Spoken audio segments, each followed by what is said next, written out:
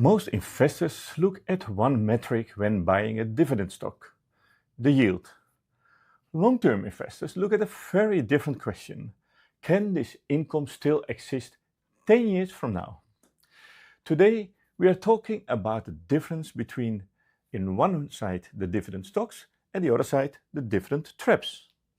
And why chasing high yields is one of the fastest ways to destroy long-term income.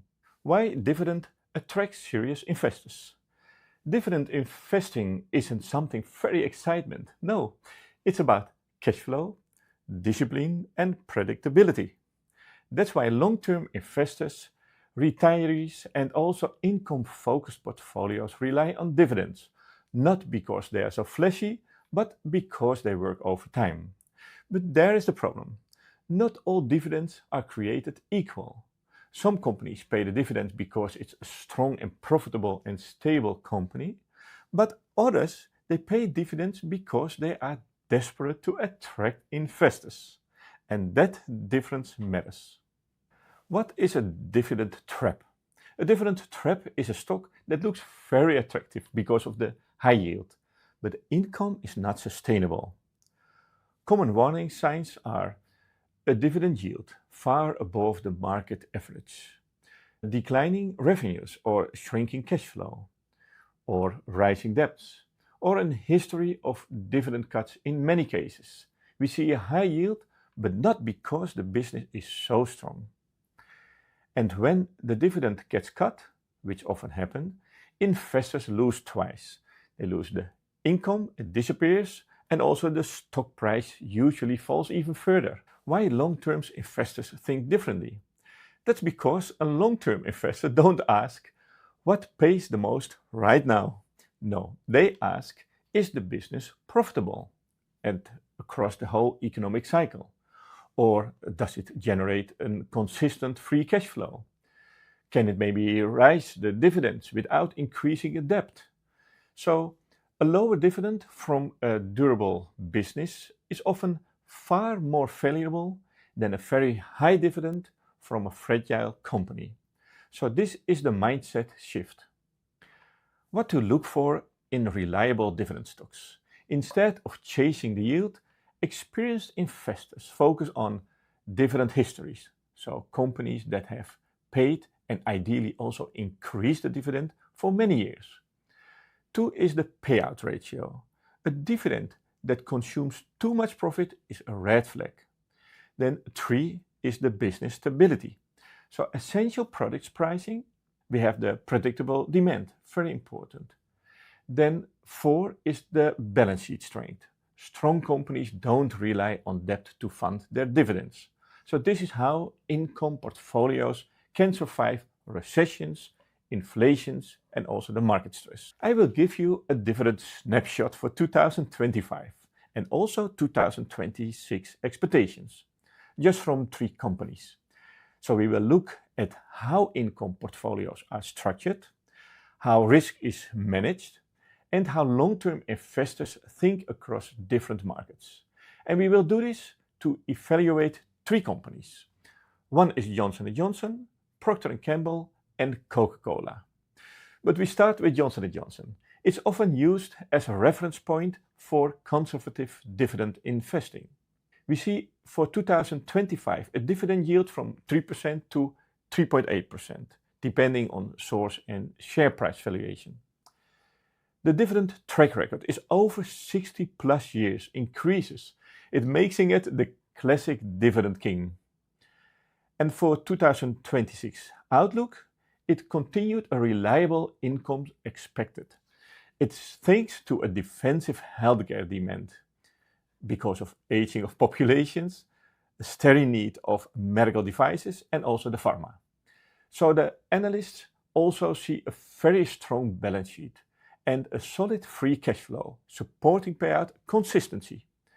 So the healthcare demand doesn't disappear just in downturns. It gives the dividend stocks in this sector a real income stability edge, and bonds and cash don't offer that always. Then we have Procter Gamble. They operate in the consumer staples, so that are products used every single day. 2025 dividend yield is between 2.4 and 2.9%, depending on pricing and exact timing. Then we have dividend growth. PG has raised dividends for 60 plus years. It's a hallmark of long-term income reliability. Considerations for 2026. With a diversified portfolio of household brands, PG tends to generate a very stable and a free cash flow, what matters the most for the dividends. Analysts generally expect a continuous modest increases, though consumer staples sometimes lag during stronger economic growth phases, when the cycle stocks outperform. 2.8% yield might look modest, but the key income is reliability and the business resilience, a type of thing that is very important when markets wobble. Then we have Coca-Cola. A 2025 dividend yield is around 2.7 and 3%. A dividend track record currently over 60 plus years increases, which is extremely rare globally. Then we have the dividend trends for 2026. Recently reported another annual dividend increase around 4%. And the analyst expectations for 2026. Some forecasts see indeed a stable, slightly rising dividend, supported by a strong global brand and diversified portfolio, especially as the company targets growth in emerging markets and new beverage categories. These are just 3 examples how you can analyze the company if you want to go for a consistent dividend income. Now I want to give you a few deeper insights that can add some value. One is the dividend streaks. It matters, but yield alone does not. So companies with decades-long dividend growth don't just pay them, they plan for them. It means during the recessions, they may cut growth, but rarely cut the actual payments, because the institutional income investors depend on them. Then, number 2, interest rates. It affects, of course, the dividend attractiveness. When interest rates rise, alternatives like high-yield savings or bonds can look more competitive with dividend yields. But it doesn't mean that the dividends just go away. It just shows that attractiveness shifts. And companies with a strong cash flow handle the transition much better. 3 is the dividend sustainability. It's about free cash flow. Let's say we have 2 companies, and they might have both a yield around 3%. But that company with a consistent free cash flow generation is far more likely to sustain and grow its payouts than the one who relies on heavily debt to fund the dividends. And this helps explain why these examples matters. Then we have number 4, the valuation impacts. So a stock current yield is influenced by price. And if a company's share price rises faster than the dividend changes, then the yield can fall. Even if the company keeps raising the payout. Some dividend investors track yield versus an historical average to the time entries. The last one, a common mistake that investors make, is treating dividends like interest payments. Dividends are not guaranteed, so they depend entirely on the health of the business. And that is why serious dividend investing is actually business analysis, like we did today, and not heel hunting.